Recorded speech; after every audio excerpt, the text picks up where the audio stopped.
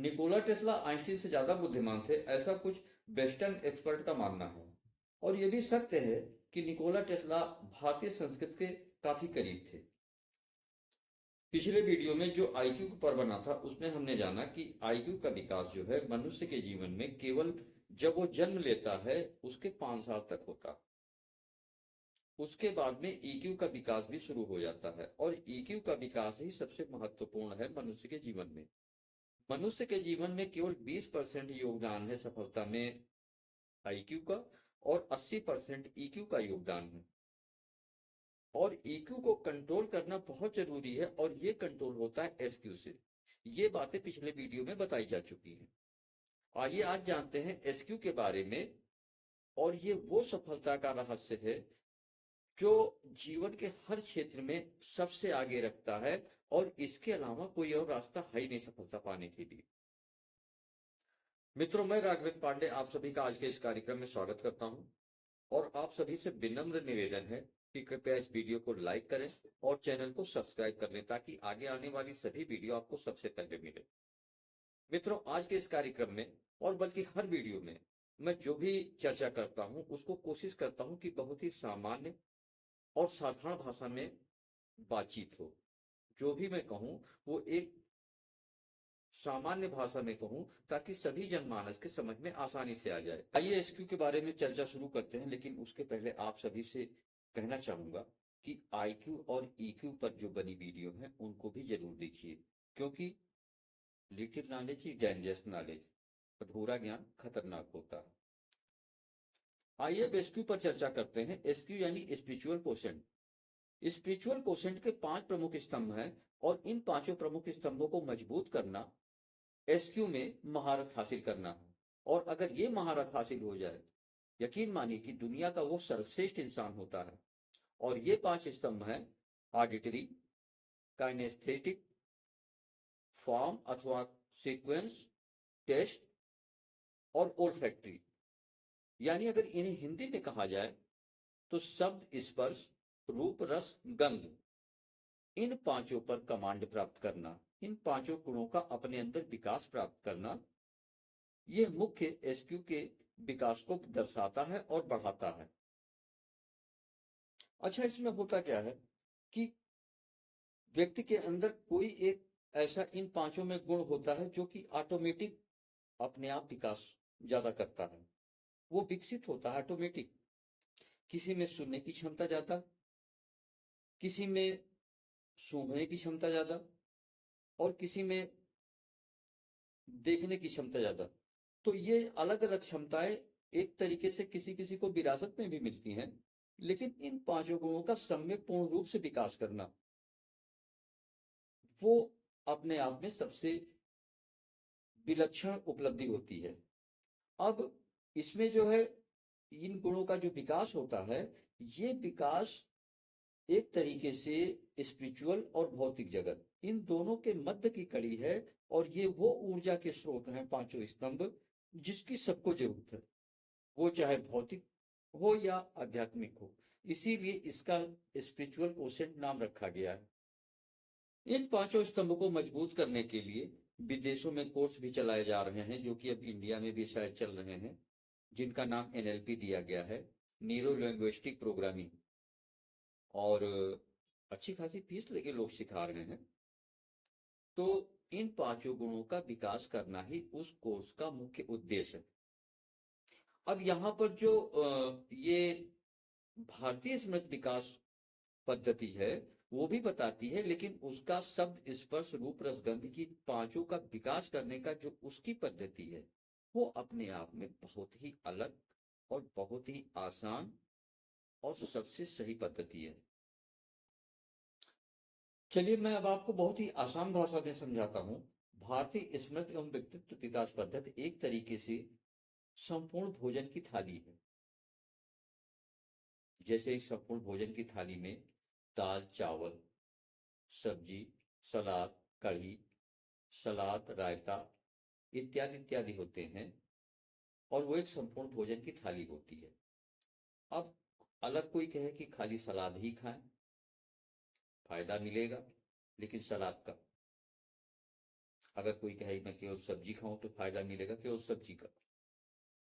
इसी तरीके से कोई एनएलपी की प्रैक्टिस कर रहा है, कोई कंसंट्रेशन की प्रैक्टिस कर रहा है, कोई इमेजिनेशन की प्रैक्टिस कर रहा है, कोई एकाग्रता की प्रैक्टिस कर रहा है। ये सब अलग अलग चीजें, लेकिन भारतीय स्मृति एवं व्यक्तित्व विकास पद्धति में ये संपूर्ण रूप से समाहित है सभी चीजें।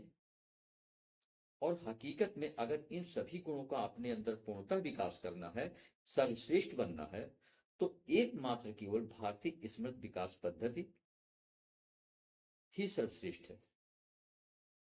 और इसीलिए प्राचीन गुरुकुल में अनादिकाल से ये चलती आ रही थी।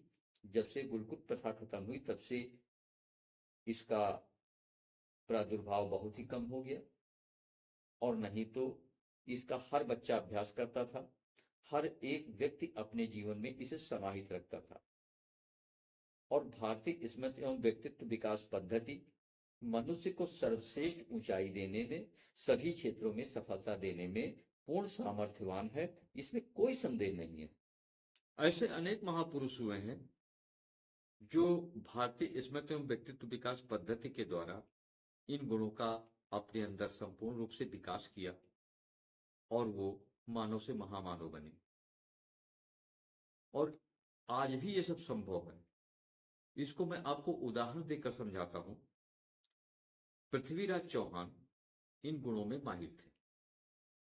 उनकी श्रवण शक्ति बहुत तीक्ष्ण थी, शब्द भेदी बाण उन्हें चलाना आता था, और इन पांचों गुणों में पारंगत थे। उनको केवल सांकेतिक नक्शा बता दिया जाता था तो वो अपने लक्ष्य को प्राप्त कर लेते थे। इसका उदाहरण सबसे सटीक है। मोहम्मद गौरी से जब पृथ्वीराज चौहान हार गए तो मोहम्मद गौरी ने उन्हें बंदी बना लिया और उनकी दोनों आंखें फोड़ दिया। जब मोहम्मद गौरी को पता चला कि पृथ्वीराज चौहान शब्द भेदी बाण चलाना जानते हैं, यानी कि ऑडिटरी यानी कि श्रवण शक्ति इतनी तीक्ष्ण है उनकी, तो उन्होंने इसका नमूना पेश करने को कहा और एक ऊंचा मचान बनाया गया। उस पर ये मोहम्मद गोरी बैठा और काफी ऊंचाई पर एक घंटा टंगवाया गया और पृथ्वीराज चौहान से कहा गया कि जब इस घंटे की आवाज हो तो आप अपने धनुष बाण से संधान करके इस घंटे के ऊपर बाण चलाओ। साथ में उनके परम मित्र और कवि चंद्रवर दाई भी मौजूद थे।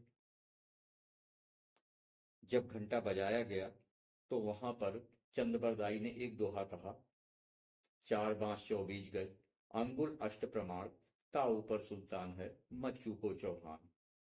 ये जिसको रूप के बारे में